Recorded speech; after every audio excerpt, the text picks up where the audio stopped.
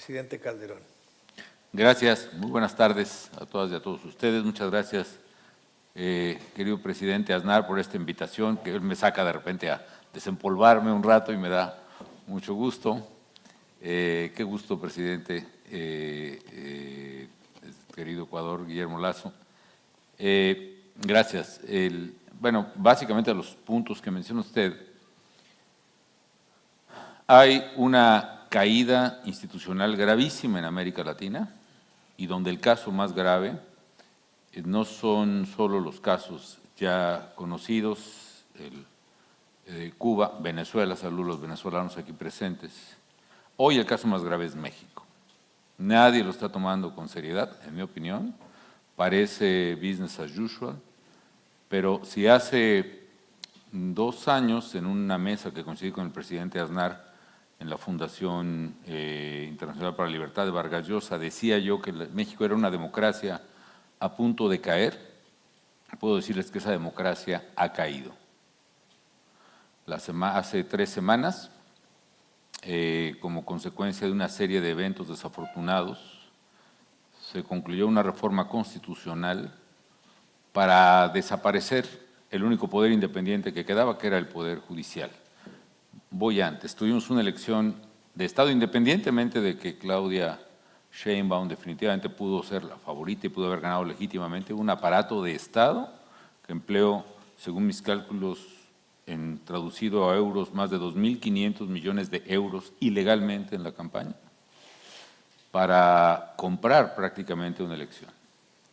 Segundo, esa elección fue, a pesar de ser un resultado abrumador y de suyo mayoritario de 54%, oficialmente reconocido para la candidata oficial y para sus legisladores, por una artimaña de manipulación de instituciones ahora en extinción, se le acabó concediendo a la mayoría del presidente López Obrador, del Grupo Morena, el 74% de la representación del Congreso. 54% de los votos le dieron milagrosamente 74% de los representantes, en una manipulación grosera, obscena de la ley, un fraude a la ley, que acabó con la resistencia democrática para evitar reformas constitucionales unipartidistas. Es decir, volvimos al México de los 60s o peor.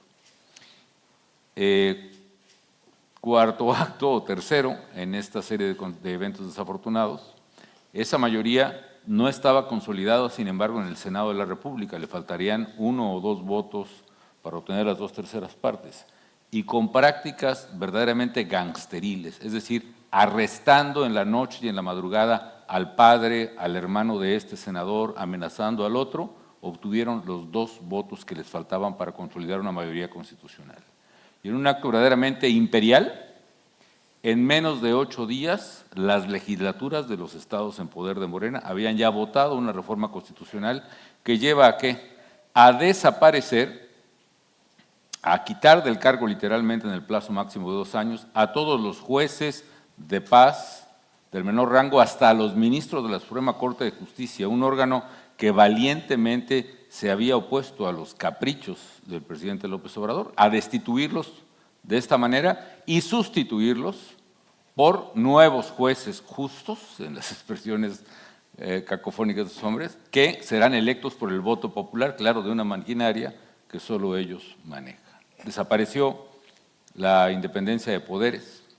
Desapareció esta institución, no solo en el sentido orgánico en el que la conversación está dirigida, sino también en el sentido que lo definía mi padre en su libro de sociología que tenía yo en la preparatoria, que era bellísimo, no recuerdo el autor, que era Durkheim o quién, pero esta definición de instituciones no se refería al órgano propiamente, sino definían instituciones como el conjunto de prácticas observadas en una sociedad para la consecución o satisfacción de sus necesidades. Es decir, no era el organismo en sí, sino lo que una sociedad hacía para sobrevivir, avanzar, conseguir valores o satisfacer necesidades. La institución más civilizatoria que hay, en mi opinión, o en opinión de muchos, es el rule of law, es el enforcement, el cumplimiento de la ley, que es el gran pendiente de los pueblos nuestros, y no va a ser el petróleo, no va a ser el cobre, no va a ser ahora el litio tan famoso, no es el oro, no es la plata, no es la cultura, es el rule of law lo que puede traer prosperidad o miseria a nuestros pueblos. Y en México desapareció el rule of law desde antes de la desaparición del judicial, porque el gobierno de López Obrador desconoció desde hace más de un año, año y medio, resoluciones de los jueces, que la práctica era, si no todos los gobernados las cumplían, el gobierno, nuestros gobiernos democráticos, sí obedecían las resoluciones de los jueces. Sí respetábamos los amparos que ordenaban, y recientemente erga omnes, suspender una obra, un acto de autoridad, etcétera. Desde hace 2 años que hay actos de amparo, resoluciones judiciales firmes para detener obras tan devastadoras, tan cocidas como el Tren Maya, han sido ignoradas olímpicamente por López Obrador y el Ejército, lo cual hace la desaparición de la institución más importante del Estado de Derecho, no entendida como órgano, sino como práctica, que es el cumplimiento de las órdenes de los jueces. Estos señores se los pasaron por las armas. El segundo punto es subrayar lo que llama Guillermo. Otro fenómeno que está preocupantemente en América Latina es la captura del Estado. El Estado está cayendo territorialmente y jerárquicamente en manos del crimen organizado y el narcotráfico, que en su expansión territorial está acabando con el Estado tal y como lo conocemos y está convirtiendo a nuestra región en una región de narcoestados. ¿Qué es lo que pasa? El crimen organizado está sustituyendo al Estado porque las rentas están en la sustitución del Estado. Es decir, ustedes me dirán que es muy lucrativo comprar y vender drogas y más clandestinamente en el mercado negro. Sí, sí lo es. Hay algo más lucrativo que eso, es cobrar impuestos. Y cuando el crimen organizado sustituye a un alcalde para cobrar rentas, para cobrarlo o a un gobernador o a un presidente de la República, para cobrar rentas, es decir, para pedir derecho de piso, protection rackets, que era lo que hacía la mafia siciliana, de Chicago, etcétera, eso está ocurriendo en América Latina. Y está ocurriendo ya no en pequeñas comunidades, sino en regiones completas. El Pentágono calculaba hace 3 años que el territorio mexicano estaba en un 35% dominado por crimen organizado. Yo creo que es mucho más de la mitad ahora. Donde quien manda no es el Estado mexicano, no es el pueblo mexicano, es en unos lados el cártel de Sinaloa, en otros los del Golfo, en otros el cártel Jalisco Nueva Generación, en otros los mexicas, etc., el de Juárez, en fin. ¿Qué es lo que pasa? América Latina está siendo capturada a través de su Estado por crimen organizado y narcotráfico, incluyendo instituciones en otro sentido, como son las Fuerzas Armadas, para muchos sacrosantas y incorruptibles. No, no lo son ni sacrosantas ni incorruptibles, muy respetables, admiradas, pero si la enarca abierta hasta el justo peca, y eso es lo que está pasando, en fin. Cambio geopolítico. La invasión de Ucrania ha cambiado para mal la suerte de América Latina. Déjalo ahí. Muy bien. Porque ese era el tema. Ese es el otro tema. Sí, bueno, vamos a escuchar. Gracias, Felipe. En descargo de los amigos venezolanos aquí presentes, yo hace rato dije que el caso de México es el más grave. Desde otra perspectiva, más grave es definitivamente el de Venezuela, porque implica hoy el aplastamiento, la represión, el homicidio, el encarcelamiento de ciudadanos, de mujeres, de jóvenes, y eso es de Venezuela. Claro, también si atendemos al grado de evolución de la tragedia, Cuba también es el caso más grave porque es el punto más lejano ya. Yo quizá matizo mi afirmación de que México es el caso más grave porque implica el paso de condición democrática a no democrática. Quizá me refiero a la altura de la caída en la que estamos. Y claro, el tamaño del país, 130 millones de habitantes, el país de mayor población de habla hispana, de mayor cultura hispana, en fin. A lo que voy es que hay una concatenación global de intereses y estrategias desde la izquierda populista, desde la izquierda imperial, que conecta a Rusia con Irán, con Cuba, con Venezuela, con México, con China en otro talante, pero en otra dimensión. Chile es otro imperio, más antiguo que todos los demás, pero que los conecta claramente. Y desde el lado de la democracia liberal hay una gran desconexión, hay una falta de coordinación, hay hasta pleito. Y estos tipos están perfectamente lubricados y perfectamente coordinados. La invasión de Ucrania, como decía por otra parte, ha sido trágica para América Latina porque ha distraído, de por sí ya andaban muy distraídos los gringos, ¿no? Pero ahora están más. No les importa América Latina, no les importan los valores democráticos, no les importa la libertad. Y están cometiendo hierros enormes, como fue que en plena negociación de condiciones democráticas en Venezuela sueltan, liberan a los sobrinos de Maduro y a su testaferro acusados de narcotráfico, los devuelven a Caracas, 15 días después niegan el registro de María Corina, aplastan la democracia, etcétera. Eso solo se puede llamar ingenuidad, no me atrevo a decir que complicidad, quizá, pero en fin. Pero esa ha sido una tragedia porque los intereses, los recursos, la fuerza diplomática de Estados Unidos se ha concentrado en la invasión de Ucrania y en los atentados de octubre contra Israel y la repercusión dramática, terrible y creo que para todos doliente de lo que ha pasado en Gaza. Eso es una historia terrible que no le veo final. Hay un ambiente también global de polarización que no es casual, es deliberado. Están polarizando a la población. Yo tengo el honor de pertenecer a una cosa que se llama la Alianza Transatlántica de Transparencia Democrática, que fundó el ex primer ministro Rasmussen, que fue también secretario general de la OTAN. Ahí coincidimos con el entonces ex vicepresidente Biden y otros. Y este grupo, seguramente apoyado con técnicos que alguna vez sirvieron a la OTAN, logra detectar la injerencia rusa en las redes sociales de todos nosotros, en el referéndum de la paz de Colombia, en el Brexit de Inglaterra, en las elecciones también de Ucrania, mucho antes de Zelensky. En todo el mundo hay una intervención cibernética deliberada. Uno de los factores no es solo apoyar a sus champions, a sus trogloditas, sino además polarizar, es decir, exacerbar la irracionalidad también desde la derecha, lo cual hace que desaparezca el centro, que es el eje, la balastra, que equilibra ese gran navío que alguna vez fue la democracia. Si algo hizo fuerte la diplomacia americana, que le permitió ir por unanimidad a guerras, a hacer frente a muchos intereses, fue que había un pasillo, un pasillo muy fuerte, donde coincidían republicanos y demócratas. Ese pasillo desapareció. Entonces, globalmente, hay un ataque a la democracia muy bien orquestado y donde la democracia está perdiendo.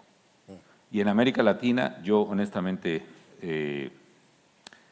pues soy escéptico, esa batalla la estamos perdiendo. Creo que una trinchera es Venezuela y otra es Nicaragua. Hoy la que veo de México y veo que está siendo desolada. Presidente Calderón. Hijo mano, es que, caray, uno desearía que existieran soluciones mágicas en el sentido de rápidas, eficaces, a la mano. Aunque es algo a lo que no debemos renunciar, hay que admitir que son complejas. Claro, hay un hecho. Sobre Maduro hay una búsqueda recompensada, ¿no? Reward, que es un premio de $20 millones que ahora prometen subirlo a 100, ¿no? Hay una alternativa claramente en el fiscal de la Corte Penal Internacional por delitos de lesa humanidad que se está cometiendo y que han cometido en Venezuela. Aunque hay que decir es que son soluciones que suenan mágicas, poco viables, demasiado rápidas, hay que mencionarlas, dado que se preguntan. Las soluciones de fondo tienen que ver con lo que estructuralmente está pasando en América Latina y tienen que ver con el tema de la batalla cultural que se está perdiendo. La batalla cultural democrática, la batalla cultural de la libertad, la batalla cultural del mercado. A propósito del presidente Aznar, si uno quiere ver soldados rusos desfilando en países ajenos, hay que ver el desfile militar del año pasado en México, donde López Obrador invitó a un contingente ruso a los meses de la invasión, del atentado contra los israelíes, donde murieron 1.400 israelíes inocentes. A los meses López Obrador invitó a los rusos, a los meses de la invasión de Ucrania invitó a los rusos a desfilar en el aniversario de la independencia, teniendo además como invitado principal en el bicentenario de la independencia, de la culminación, a Díaz-Canel, presidente de Cuba.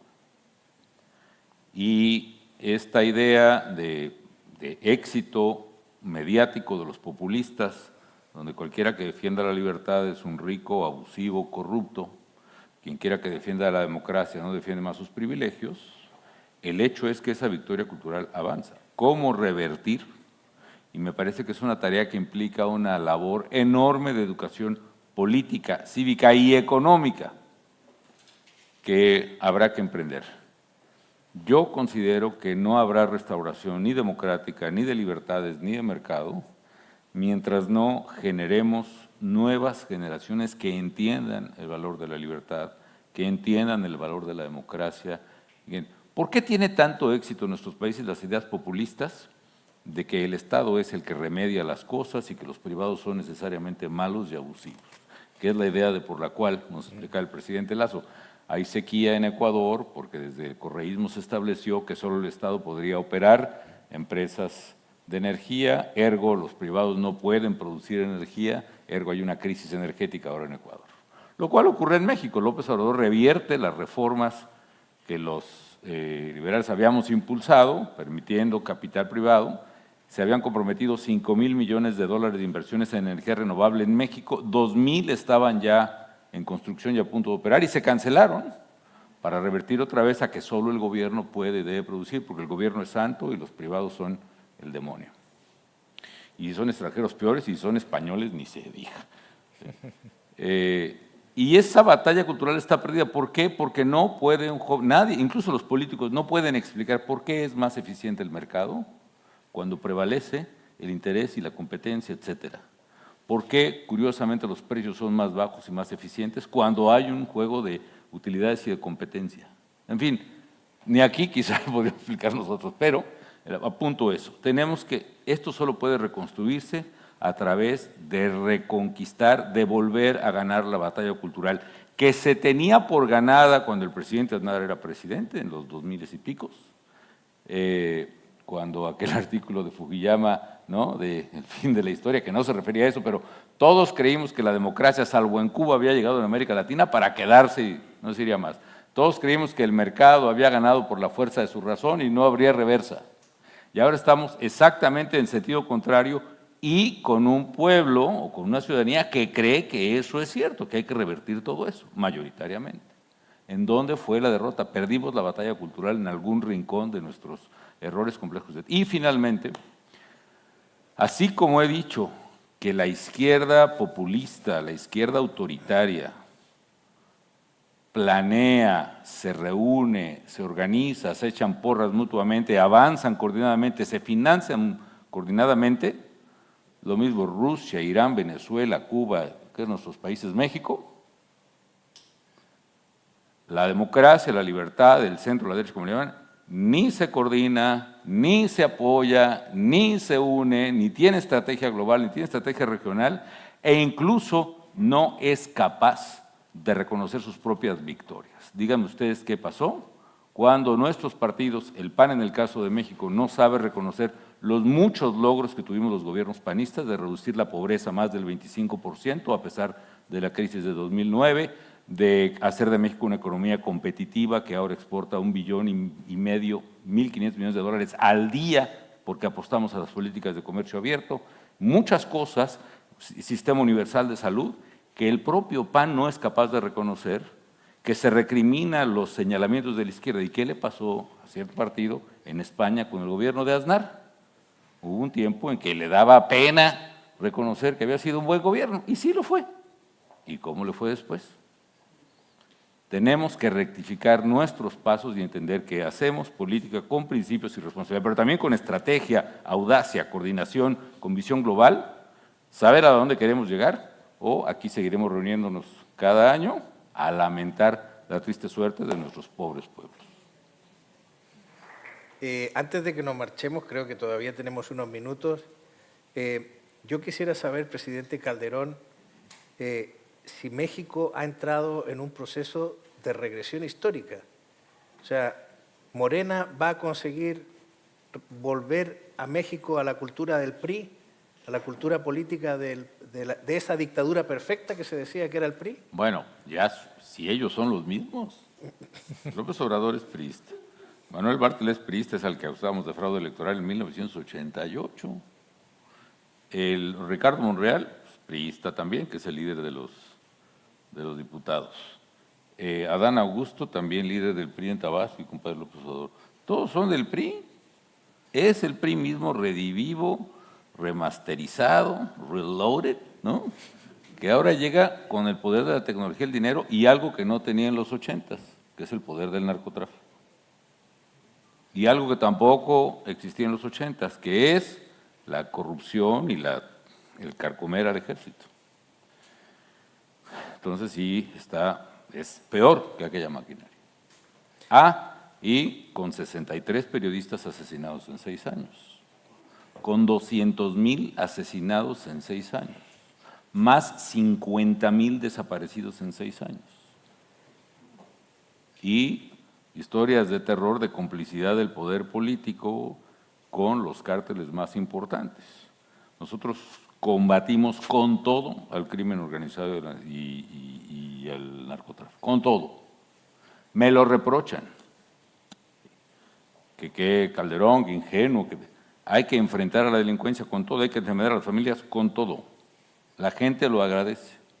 ¿Quiénes lo critican? Ellos, que ahora llegan al poder con el lema de abrazos, no balazos, que tonto Calderón que los enfrentó, y hoy México está convertido verdaderamente en un río de sangre. Y las familias huyendo de México por la inseguridad.